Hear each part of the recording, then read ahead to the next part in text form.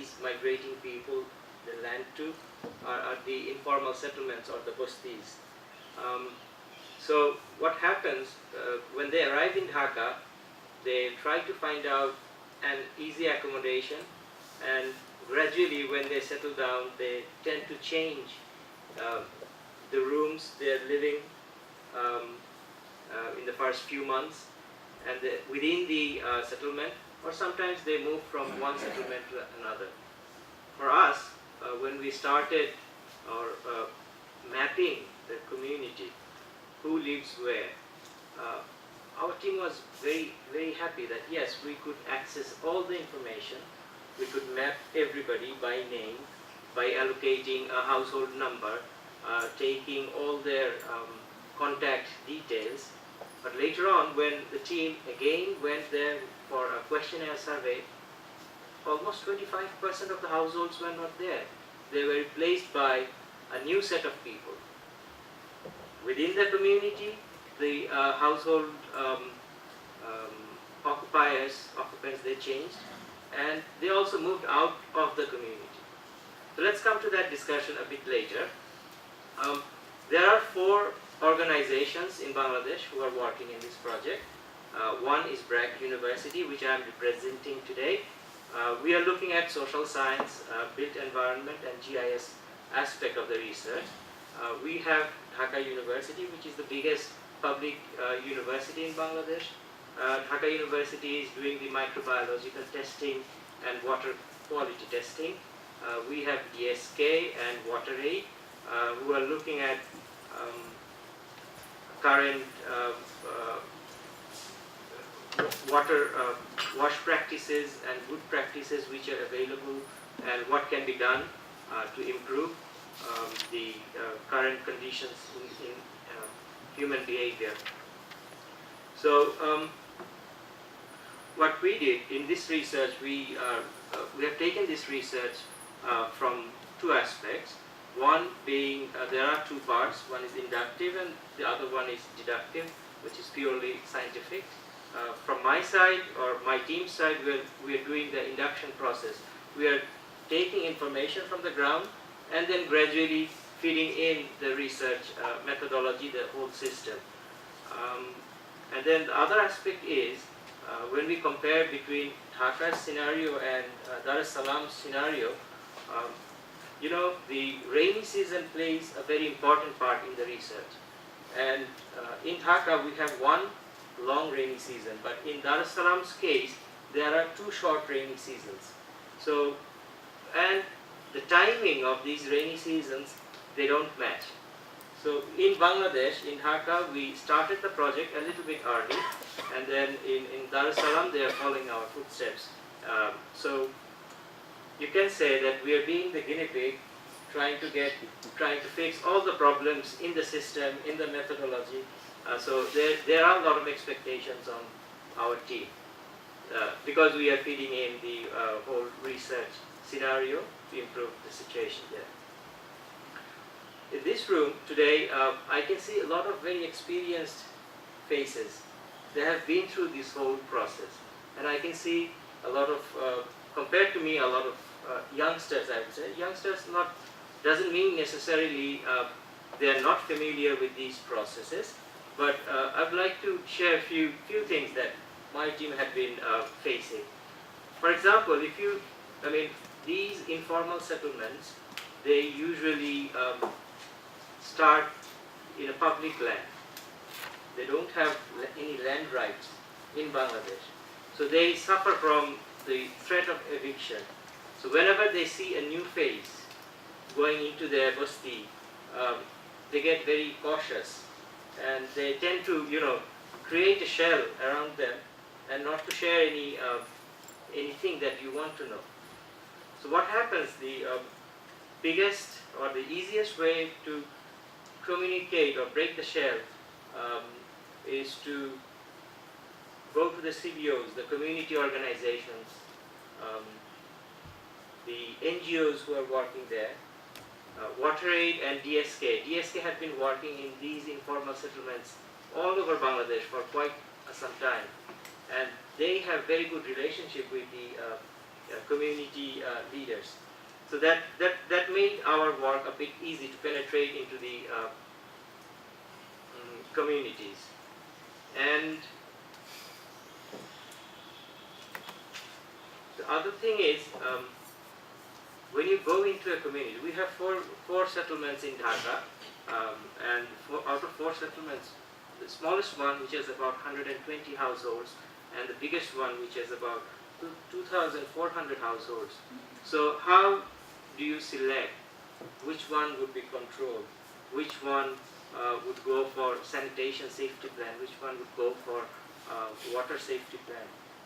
It's a very big question. And when they're so dense, when you go inside, you cannot really tell actually from where you are going where.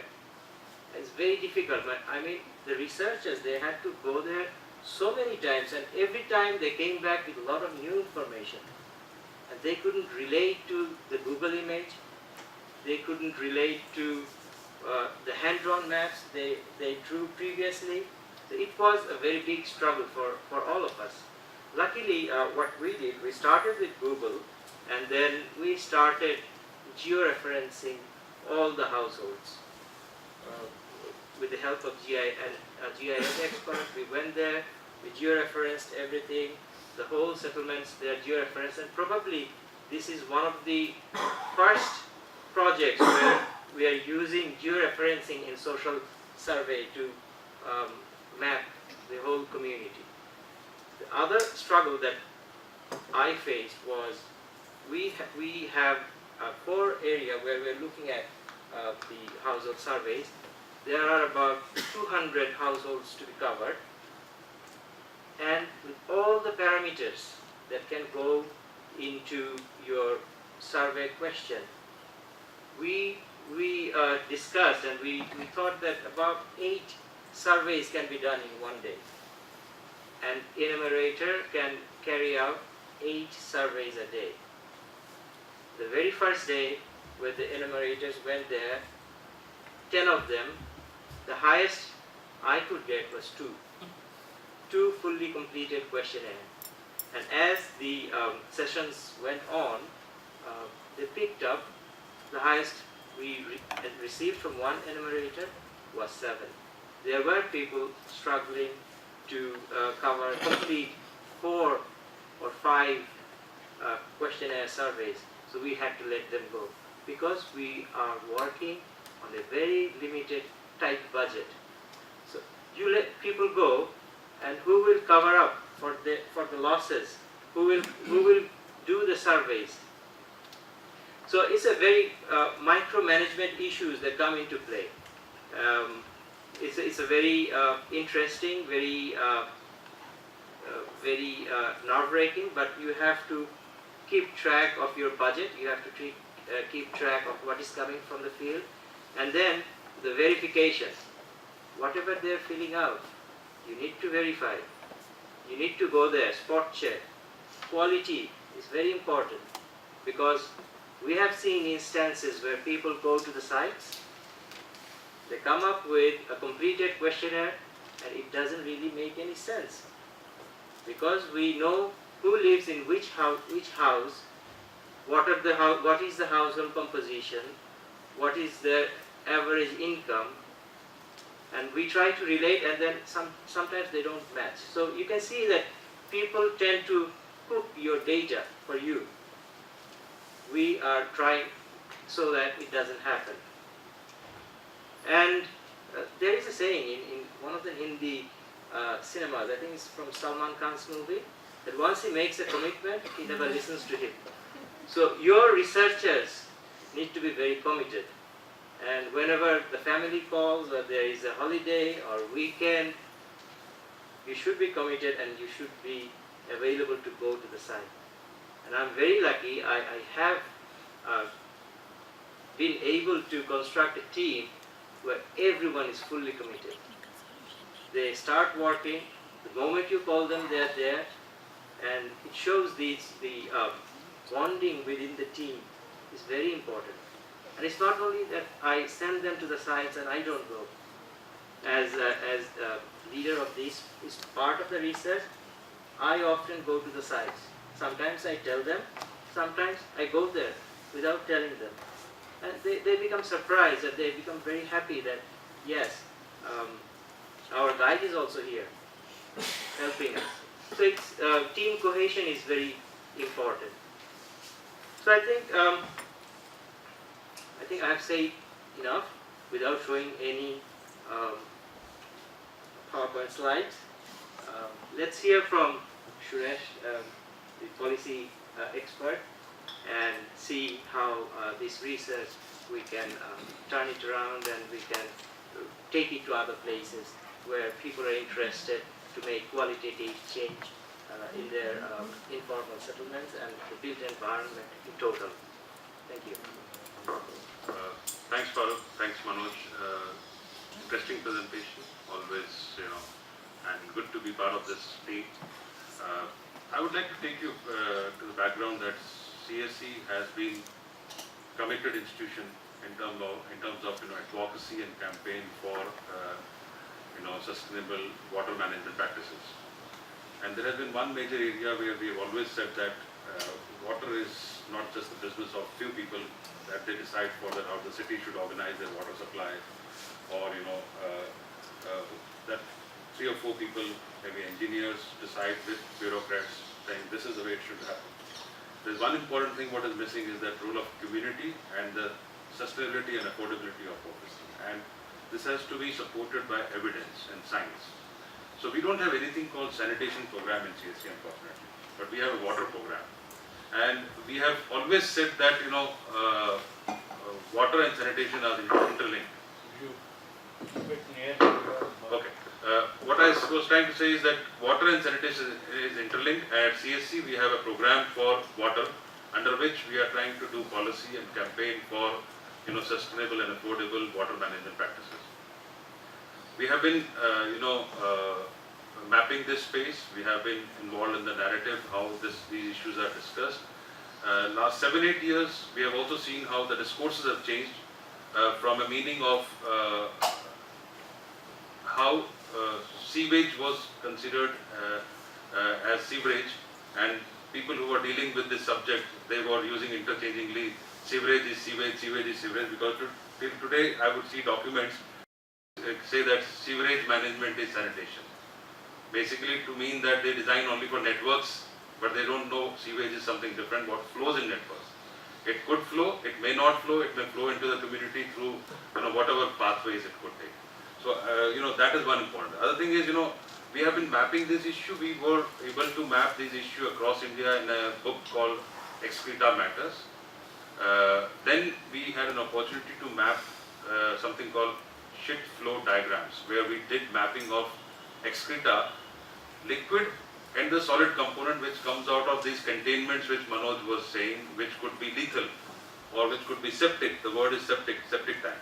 So one big thing what has happened in the people who are involved in this new discourses, new narratives, are basically they are saying that earlier we were saying that water should not be addressed alone, or sewerage is not the answer, but there should be more things which need to be done.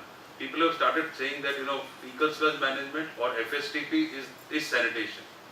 Means again infrastructure is sanitation, but they are lacking the full understanding that sanitation is part of water, drainage, solid waste, and it is interconnected with that.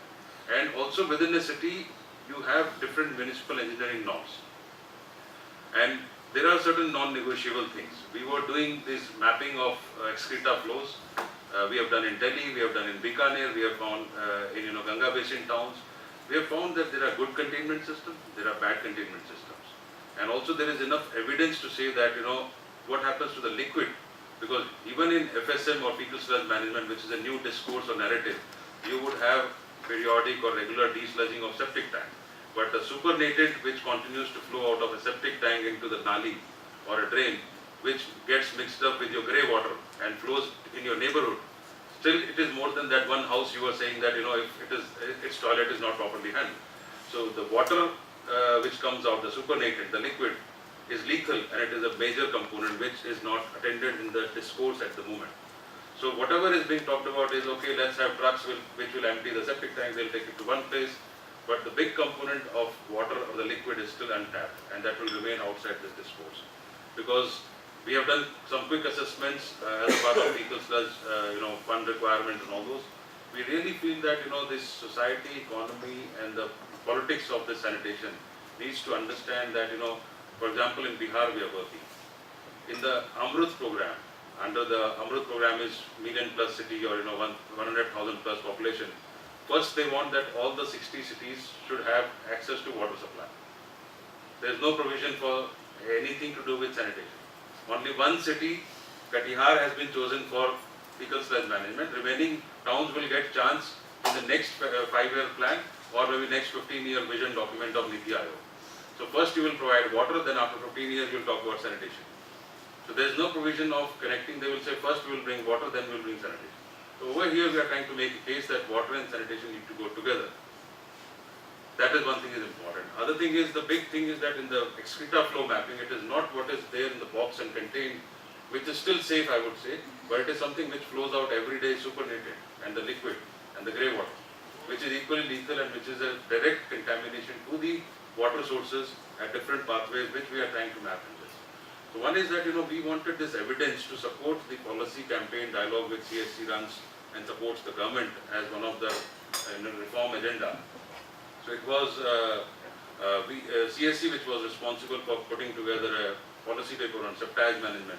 We have been vocally, putting to the new sector players who have emerged, saying that this is not the correct way to put across the narrative and say that if you make FSTP or if you make fecal sludge treatment, then you will have addressed the sanitation problem. No, it would have to be addressed in more holistic way. It has to be citywide. It has to be more holistic nature where you have to address and water and sanitation go together. We have studied not just slums, Manoj, we were talking about the resettlement colony. Very interesting learning. We have a separate project in Dakshin Puri and Sangam Vihar. Now Dakshin Puri is a resettlement colony. Every plot was having 21 square meters plot which was allocated, and there was a community toilet which was supposed to be there serving for these resettlement, resettled houses. Now every plot has now 3-floor building, 3 floors constructed, and every house has a toilet, individual toilet. And where does this waste go? There are no provision for these, excreta flows. There are no networks or services, but there was only provision when this resettlement colony was there for a community toilet. But the entire infrastructure is dilapidated, and the politicians come and make promise, okay, you will get water from Sonia Vihar, Ganga water will come to your narrow streets of 4 feet or 2 feet, or whatever you have constructed, that 5-story, 6-story. It is not just the slum, but it is the resettlement colony, or an, you can say, a community which is unplanned. That is also equally important. So I think this point I wanted to make. And this has a lot of importance in terms of evidence what comes out from the study. And we are planning a scale-up event post second round of intervention once we are sure about what we are going to put into the community. Thanks, Akhil.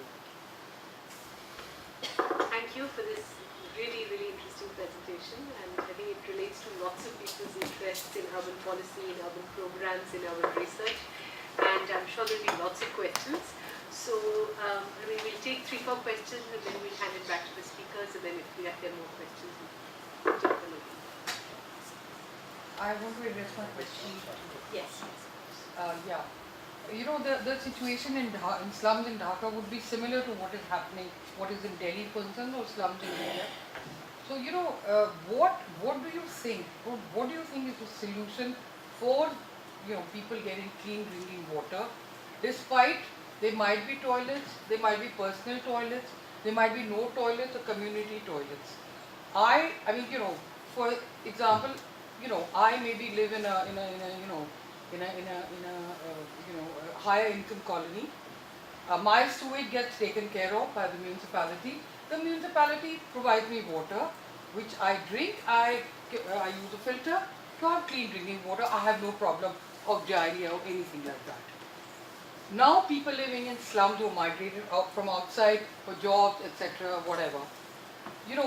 Is the solution to build homes for them where they have the same facilities as me, but how many homes can be built, So what, at the moment, the slums which are existing, many have of course been shifted out of the city in Delhi, where they've got, got homes. I'm not aware of the standard of the toilets and how the, sewage is taken care of. But, so, what is the solution? And when you say NGOs only have a temporary, they are there for some time. They can't always be there. It is really the responsibility of the state, at least in India, it needs to be the responsibility of the state totally. Because those people are voters, yes, they are not paying taxes like we are, but they are voters. So what do you think is the solution? Because, for this water which people are getting from hand pumps, that it doesn't get contaminated, whether there are toilets in their homes or whether it's community toilet or whether there are no toilets. Thanks. They're going everywhere. Thanks. We'll just move on to some other questions as well. I request you all to be a little brief and ask your question because we only have 45 minutes left for the question and answer session. To Yusa and then Fatma. We have heard three people giving different ideas as to what has been the problems you have faced in the research work and also the new project which they have taken up in Bihar. Now the basic point which you have to understand is that so far, as he very rightly said, the water is not considered in an integrated manner. Sewage part and even then the groundwater, surface water and rainwater are also treated separately, which is a very wrong conception. Unless you get them together, you cannot really allocate water and manage the whole thing properly. Other thing is that so far up to the 60s, 70s, it was all operation and maintenance part which was done because of the existing projects in irrigation, sanitation and other factors. And therefore it was given a very high priority in regard to training of the people and professional people, and also the money was provided. But from 70 onwards construction started, then in 90 it increased further, and now it has increased to a tremendous speed, which is likely to take another 30 years. So the question is, we have to think what we have to do for the future. What is the present position? Only 30% of the water which is used in urbanization, sewage, industries, which is treated. 70% is polluted, totally polluted, and yet we have no choice but to use it. Now the question is, how do we take it up? Now previously, the construction and everything was done by the operation maintenance, by the planning commission, and the funds for planning commission for the new construction were provided, while for the state government was to provide money for the operation and maintenance, which they diverted for other reasons and did not actually do it. It was neglected. So people have already forgotten absolutely of operation, maintenance and monitoring. Now the question is that organization does not exist. Now we have built lakhs of rows of toilets in the villages and other places, which is a very good thing. But who is going to look after them and guide them and tell them all the problems which you have found in the sense? Just one. So the question is, I would finally suggest that the AMRUT project which you have taken, you take it in an integrated manner and show them how it can actually be done. And that will spread the word much faster and highly than anything else talking. Thank you. Partho, then we take your question and then we just go on to the next one. If you can just tell us a little bit more about this issue that you spoke about tenure, and you said that people were not reluctant to a variety of issues. To what extent does that affect the involvement of the local authorities in actually providing household connections? Is that partly because of issues relating to tenure? And to what extent does it affect the household's own incentive or willingness to invest in more durable kind of technologies or structures, given that, and what is the actual operational experience on the ground? The sense that is it this risk of eviction, does it happen on a de facto basis? Does it happen fairly regularly, or is it a relatively infrequent incident? Ask you to briefly address Yeah. these questions, and then there seem to be more people, so let Yeah. me get started. I think the first question, the first question was $1 million question. What can be done? I think what we are trying to sort of put some evidence in here is actually sort of pointing to that direction. The notion of people looking after their toilets, poor urban people, hasn't really worked. And also, state hasn't really come sanitation as a package of the work. And the dire situation that our senior person is making is that we seem to be always lacking in our operational maintenance. How do we cope up with this? I think the idea of overwhelming the whole system by the state is too ambitious. Here, what we are trying to prove is that as part of our sanitation safety plan, we are paying for once a year, prior to rainy season, full emptying of the septic tank at cost and doing some remedial work. Idea is that we are not saying that this will remain fit for the next rainy season. No. This we are talking as an annual process. Every year, we are costing how much it could take to empty the toilets in a particular settlement and safely dispose. We have got wastewater treatment plant. The question is that can we administer this one on an annual basis? This is why we are talking this as a washback chip to be implemented annually. Who can do it? It is possible. It is the thing that if we can really mainstream this one annually, these people get a dose of emptying their septic tank. And who does this dose? People do take their part, but it is probably NGOs. It is probably someone really coming and sort of doing. But then remedial work. What we are trying really on the basic, moderate and modest ambition to take the sewage out of the local environment, and that cannot be done by the people on their own. They would not function because sanitation historically has been a public good. Okay? So I think if we end up proving that that works, and particularly it also reduces the amount of diarrhea incidents by 50%, we should be having a case. If you are giving these people free water, okay, in Delhi now we have got free water, why don't you give them a free dose of emptying their septic tank? This is simple. So that I think this has some attraction, but we are not yet telling this one until we can come back next year probably this time give a seminar. And I think your question is much bigger. I think we have appreciated that by state wanting to do everything is overwhelming. But you can't avoid it. There is no time left. If you don't start now with bigger policy. So I was just, let me just finish. There is a new political ideology being tested. They call it development coalition. Yeah.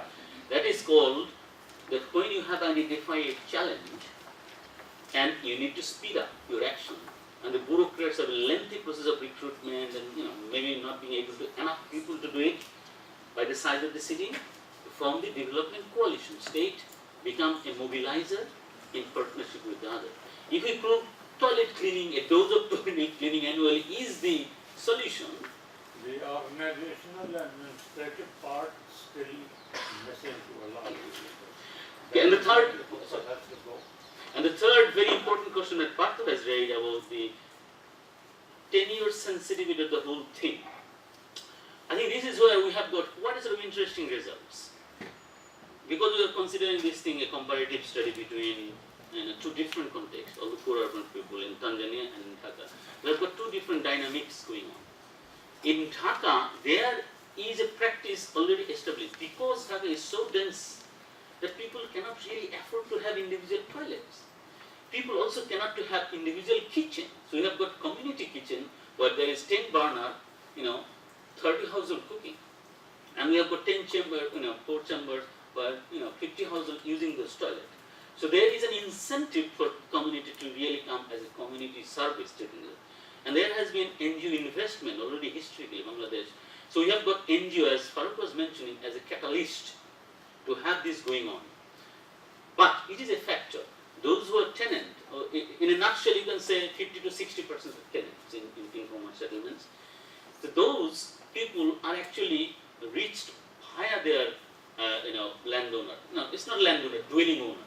The people who have the dwelling ownership, they are the hook to the tenants. So in a way, that is why in our intervention we have targeted the adolescent girls. And also very interestingly, we have found that in Bangladesh, even in India, we respect our adolescents. We call them, dad would call her daughter to be mom or something like that. So we really give quite a sort of, particularly adolescent girls, quite a sort of respect and thing. And they can mobilize, dad, if your daughter wants something, you better bring it, okay? This is sort of historically has been the culture in Bangladesh and India. So our strategy to get the adolescent girls in the dwelling owner's family as a change maker is proving successful. Quite the opposite in Tanzania, where adolescent girls do not have the voice, the amount of respect that our Asian girls do get, they don't get. They do not, they are not listened to. So we cannot really implement the same strategy here. In Tanzania, however, the ownership is, again, I think it's a little bit better, 70%, up to 70% could be tenant. Again, the owners are much more powerful. So they have been our kind of mobilizer. And just to confirm on this, the local government level entry point, in Bangladesh, local government officials usually come before the election, okay? And also the municipal supply system also created the provision for NGOs to form partnership with the slum dwellers. And there is a temporary no objection certificate issued for the operating NGOs. So NGOs, before they can bring any infrastructure, they will have a temporary declaration by the municipality. You can go there, work there, but as soon as you want you to move out, you have to move out. But the investment that goes in there from the NGO is always a very strong one. When eviction happens, on the one hand, politicians are eviction, they are mobilizing, on the other hand, NGOs are putting these people on the high court. There has been quite a sort of lengthy case. But in Tanzania, local authority is really reaching at the household level. There is a system, they were a socialist country. There is a system called 10 cell leaders, they call it Balozi. Means this socialist era, you will have every 10 household have one leader, really keeping an eye on them. That system has really entered into urban as a sub-ward level administration. It's quite penetrating. So they are really reaching every household in that sense, even though there is an informal. This country has its own Yes, culture. yes, yes. Did we go to the next round of questions? Yeah, you go first. Thank you so much. My question is actually regarding the methodology that you all use to conduct your surveys. So you mentioned that you had faced a lot of trouble, especially in following up on the households that you had surveyed initially, where 25% of your survey sample had shifted to other households, correct? So my organization also has been conducting surveys in slum areas regarding health and sanitation and drinking water. And unfortunately, we are facing a similar social construct problem where people are being threatened to not talk about their problems here. So where you have faced a similar problem of people not being open enough to talk to you initially, how did you combat that? There was another person at the back who had a question, not you, so I think there was another girl at the back. Okay, sorry, I'll come back to you, just in the order in which people ask. Shubhadip after. Yeah, Shubhadip. My question also was methodological. Essentially, while I understood how you have set out some your questions for the research, your research questions, they seem to be very, all what do I say, physical, technical in approach. I was wondering, what is the social survey that you are conducting? Is there a set of sociological questions also in the community that you are testing? So if you could throw some light on that.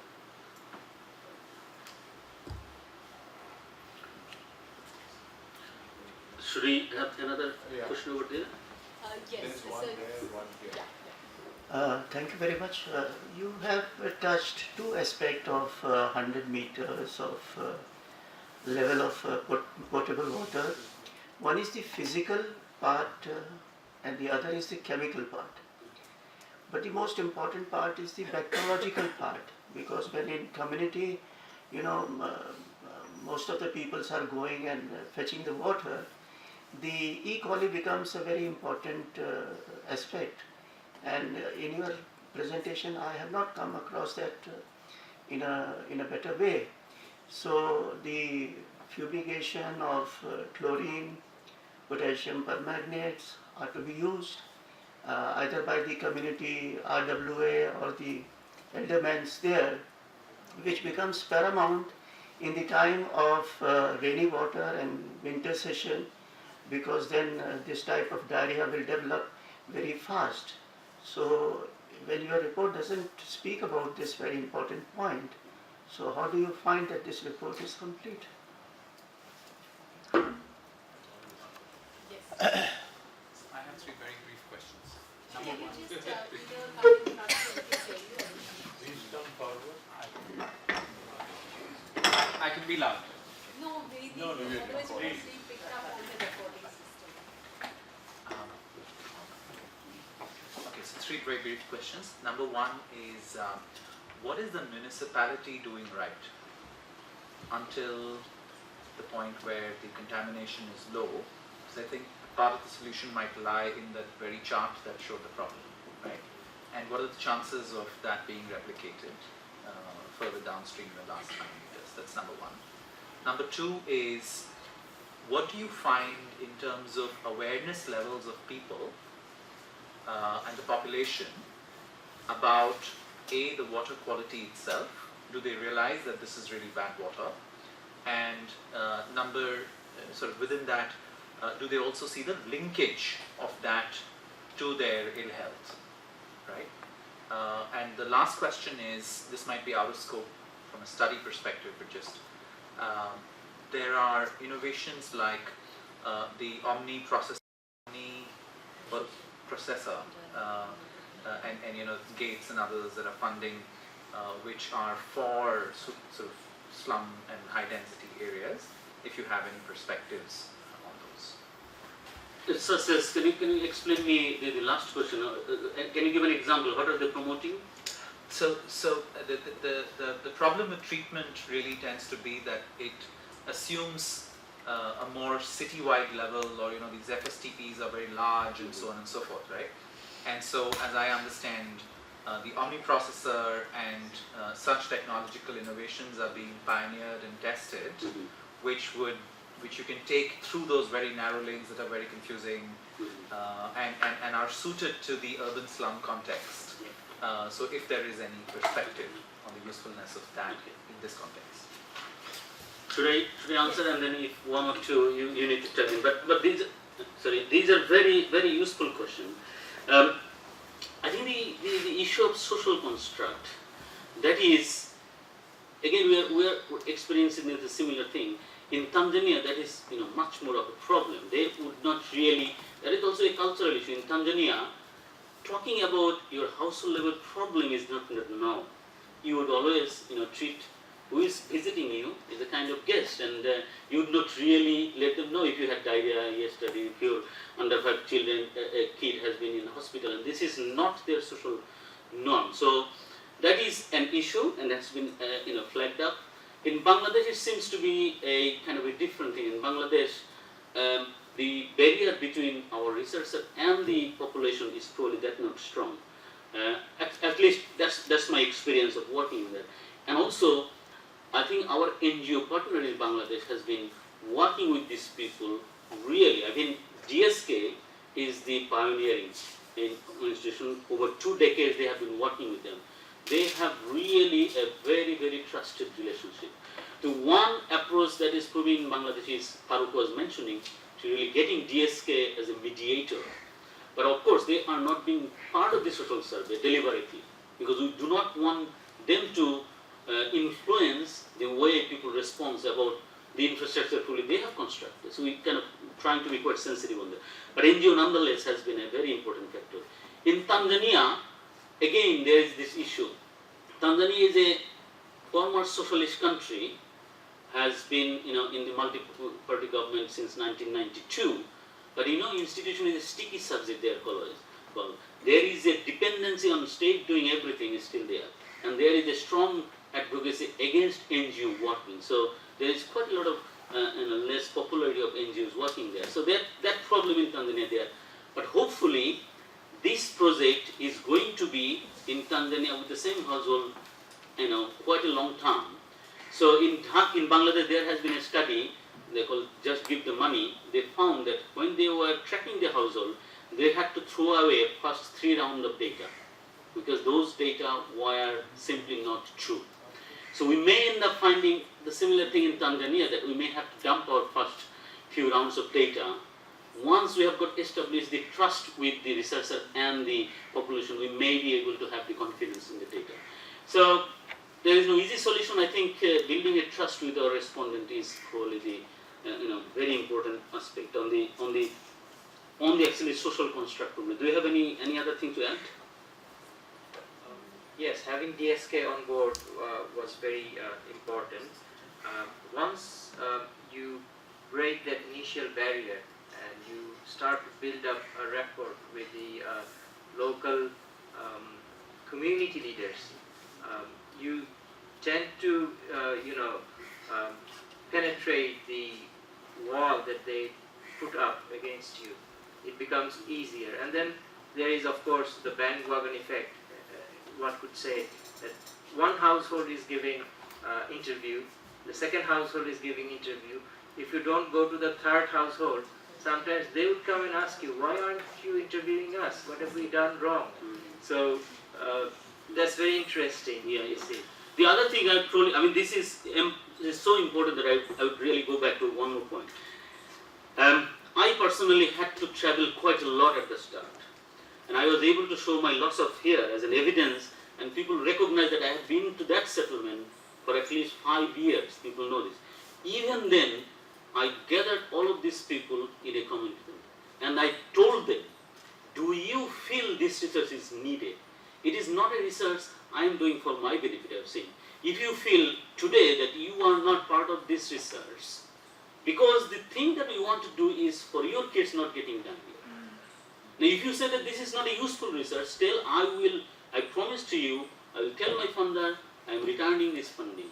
My respondent saying that this is thing they don't need it. I said that if you do not tell me what you want this to go ahead, then you have to help us. You have to help to break all the barriers. And they promised, remember in the DSK that meeting, that if you do not tell, I am not going to do this work. Anyway, I think those level really help. But still, to be achieving that penetration is a matter. But the researchers must be honest to himself. As Farooq was saying, even if it's not cooked, is it authentic? That question one must ask. And Farooq was saying that the supervisor, someone is looking after it, must have the additional check. Is it telling it? Is this person have three person working even in informal sector? Does it say that they are earning only 5,000? Shouldn't it be 30,000 like that? That should really work in your mind. So those sort of things really work. But then, Shubhagata, fantastic question. Of course, I have been given 40 minutes. I have taken 50 minutes of myself, and they also took more minutes. I could not bring all things. In this data, we also have participant observation. Okay, we have a sanitation or wash questionnaire. We could not design this before we have really spent. When these people actually get up, what sort of practice, cultural thing, this is happening. That we have reported that since 2015 we do not have any hanging latrines. Well, that is not the case. We have gotten much richer data now. adolescent girls do not go to share their toilets when they need to. So they have constructed a nice barrier, but effectively bottomless. On a drain, simply putting something. So capturing the culture, capturing the sociology and how people actually behave and live in this settlement is an essential element. We cannot really say what results are there. I am only presenting a baseline environmental data because we could not go what we have found which people are doing what. But that wealth of data is accumulated. We need to see through to come to some conclusion. Yeah, go ahead. If I may add a little bit more, there are community toilets, there are hanging latrines. You'll be amazed that we have identified few households, size of the room is say 3 meters in one direction, in another direction 2.5 meters, something like that, and they have a small toilet, very small toilet. Especially the household where you have a young adolescent female child, age of 15, 16, 18, these toilets are used especially at night. The girls, they don't come out of their houses to go and use the community toilets. It was a very interesting. The other issue I was saying that one of the things we did not talk of, even if you have fully contained, what happens with the child feces? They do not have nappies like the way we have. One child feces is enough to again contaminate. So we are also that. So quite a lot of thinking went into before we could really have the household survey. I think we are reasonably confident that we have captured, if not all, most of the things is coming. And the final point, I think there are a couple of points on the issue of household level treatment. Some of the, as you mentioned, some of the technology. Again, I think technology is an important element of it, not just technology in terms of what are the toilets, facilities, and what are the pots people are using to carry, and what are the reagent people are using, all those No, things. I did talk about the technology. I said the sanitation part of the E. colis, because the bacteria has to be removed. So those have to be periodically removed, or they have to be fumigated once in a week. So I was referring to that. Again, can you tell? I probably am still missing the question. In terms, are you asking the laboratory process of? No, I am saying, the bacteriological E. coli is a worm which develops because of unhygienic condition of a water tap. And the people, if they are going, the community is going there, so they will make it more unhygienic, and more, bacteriological particles will be generated.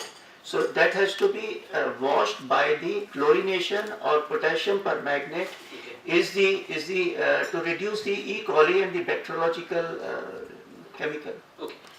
Look, what we are dealing with slums. We cannot really think about someone going there chlorinating their water tap. What we are doing here, we are proving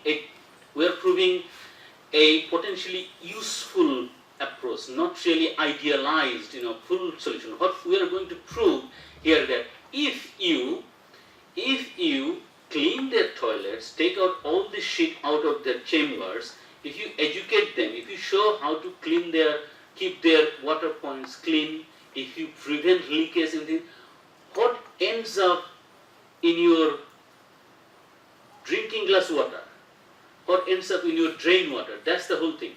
If we can prove that cleaning these things prevents or reduces bacterial contamination by 50% or more, and that has a subsequent improvement of diarrheal incidence 50% or less. That's the thing that we are testing. We are not really thinking. Suresh, am I missing something?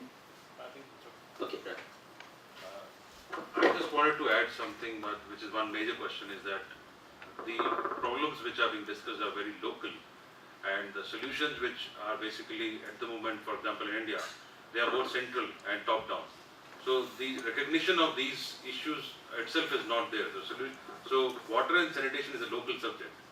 The question of capacities of at local level to understand these integration does not even exist. And at what level it exists is basically that they want to make every town in India like San Francisco, New York, and London. Okay, then there are fancy ideas like omniprocessors.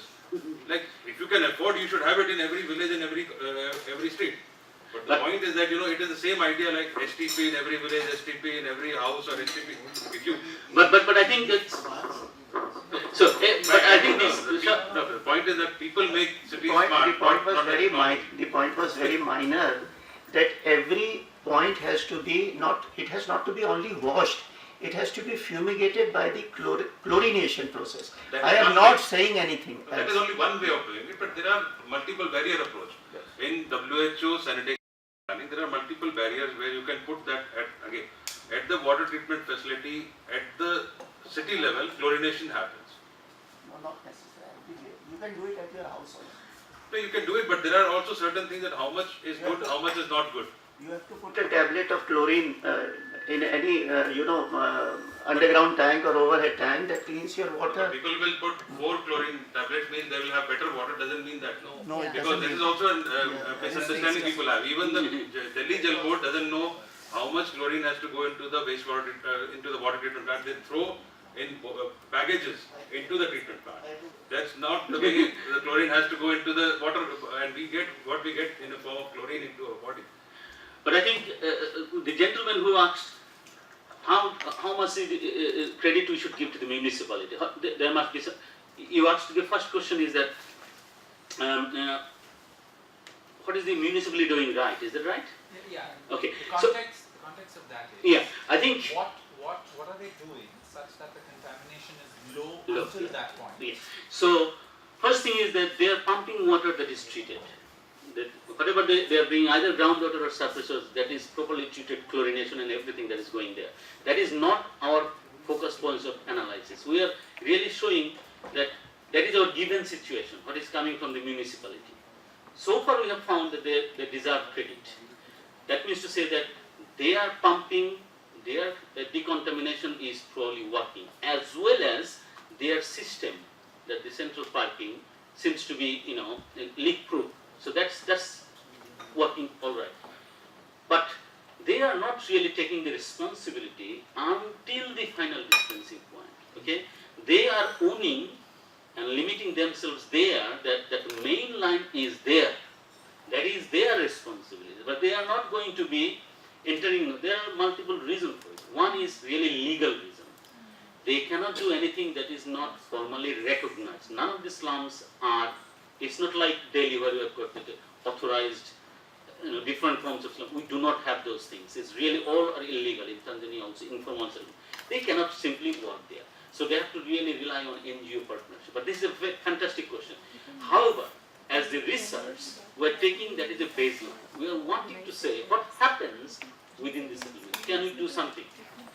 If we end up saying that much contamination happen at the municipal water level, our ambition is that much is actually happen by the time people drink. But we are seeing it is going that high. So that's what we are thinking. I wanted to add that it is not just in the area of water this phenomena. In the sewerage system also, the STPs are made and conveyance system is made, but whether people get connected to a sewer network or not, that itself is not taken by the responsibility by the people who design. Yeah. Okay. I think That's why there are sewage treatment plants standing. There are 95% coverage systems designed and planned, but there is no water or sewage which flows into the sewage network. I think you have Again, the same thing is there that because this problem is decentralized. Yeah. There is not enough water into which can make the excreta flow also at many houses. Gentlemen, I forgot there are two more questions you raised. Yeah. But on the point, I would say that I even had an interview. One of the ministers asked this question: why are you not, sir, really, combining sewage in there? They're saying, look, that we want to flood, literally in good sense. We want to flood slums with good water. Once this is done, then we will think about how we deal with the wastewater. The same what Suresh was saying. This is a political game. We have at 90% coverage of people getting water. That's the. But what our question is that in this era of global sustainable development, they cannot take this claim because they will be responsible to prove that these water these people are getting are safe. Now this is outcry is already beginning. But the final question is very important: is that are people aware of what is happening? This isn't, because fecal contamination is tasteless, it cannot be felt, smell, the thing that people, now we are not taking this as a granted. We have got questionnaire really what sort of problem people have noticed yesterday, day before yesterday, like this. So to have some substance in our claim. But our current hypothesis is that people are not aware. And that's why we are having this drama, street drama, where this graph that I presented, that it is in the hand pump center where this whole thing happening, because it is their toilets leaking. So these are becoming, in a way, I think we are still kind of not disclosing we are having two characters. One is good character, one is bad character in the drama. This good is something that, look, by this doing it, my son is, is not stunted, is going somewhere, good university somewhere. The other one is really not really looking up their toilet and what is happening, you see. But I think the message we want to keep. But I can already share one experience of how we find it out. You remember that the issue we found out in our previous work, Eco4, where I had this sort of graph, particularly one graph, is that phosphate we found dramatically increase in rainy season versus dry season. I took that graph to our slum group. I already know the answer what is happening, but I did say, can you explain what is happening? Why does it come? It is the same water I tested here, and they are laughing at each other. Okay? Because they know the answer. They're saying, look, we wait for rainy season to let this sewage go with the rain. So they have broken their water seal in a septic tank, and they have put a wood plank or something like to clean it. When it rains at night, they will let it go in their courtyard. So this, they are saying, they sometimes know what they are doing, but it's like, slowly going with the rain. It doesn't go. But anyway, I think the level of knowledge and awareness is low. It's not absent. I would not say it's not absent. They fully know what is happening, but it's low. Yeah, go ahead. It's not the knowledge, it is the monitoring which is missing. Nobody checks that. Everybody. Sir, I think the idea, the idea of state, monitoring them what they are doing, this is not going to work. It's a different. People have social living. We'll go with it. We'll have your comments and then we'll close. It's the knowledge, local knowledge. It's very important. What they know, what they don't know is the question. Probably the research that we are doing, the environmental side of it, the coliform and other aspects of it, probably they don't know about these things in detail. But people know that before eating you need to wash your hand. When you get up in the morning after you use the toilet, you need to wash your hand. Very interestingly, if you go into a bit further into detail, you'll see that the hand pumps, to bring the water out of the storage, they have to prime the hand pump. Which water they're using? Priming is like taking a pot of water, putting it inside the hand pump, and then you start pumping. So it brings out the water from the storage. What they do, first 30 seconds or 40 seconds, they don't collect the water. They let it drain away, and they start collecting water after that. So there is a built-in understanding that the first few flushes I have to let go, because I am using maybe impure water to prime the hand pump. It's very interesting. And the other thing is, in terms of practice, there are some associated costs. Who is going to pay for the chlorine tablet? Who is going to pay for the fuel that is needed for boiling the water? We know if you boil the water, it becomes it's safe to drink. In our houses, we boil water. But for their instances, they are spending, if you look at household income and the amount of money they spend trying to have clean water by boiling, they will be spending more than us. In terms of percentage, we spend say 5 or 6% of our monthly income on electricity, water, these sort of things, gas. for their case is they are spending 20, 25%, even 30% of their household income behind all availing these services. So the associated costs of living cannot be overlooked.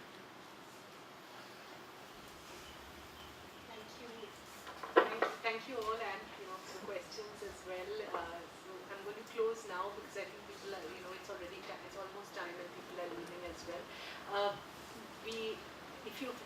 hope you've left your name and your email addresses on this sheet of paper that's gone around. Okay, so you will send it. We do have these talks periodically, and we'll send out the emails. So look forward to seeing you again. Thank you. Kaja, we wanted to take this opportunity to thank you, and we have small token of appreciation for the co-host organizers and the speakers. So if you allow us, we can present it to you. Anil, can you? There is a set of publications from CSC to CPR for your generosity to host this event, and that is one. Especially if you are so generous, we'll call you more often. Yeah. So, I would like to say that. Can you give one to Kaja? And there was a young lady, I don't know if you're not young, who was minute to minute I was on email with her. So there's a small token of appreciation to you. Thank you so And then my friend and my co-partner on this project, Manoj, and we also have something. You can give it to Shubhagata sir. No, please. Shubhagata and I have a copy today. Anil, can you just present to Manoj and to Farooq also? Manoj, thank you very much. Farooq, thank you very much for sparing time. It's half a day of yours almost we have taken for this. But I'm sure that we are looking forward to this launch of the findings, I would say, or outreach event, which CSC is committed to this program as a part of how the evidence which comes out will be used for policy framing the policies in India. So we would like to take it up at that level as well as use it in our ground level things. So thank you very much to everybody for coming down and listening and for interesting questions.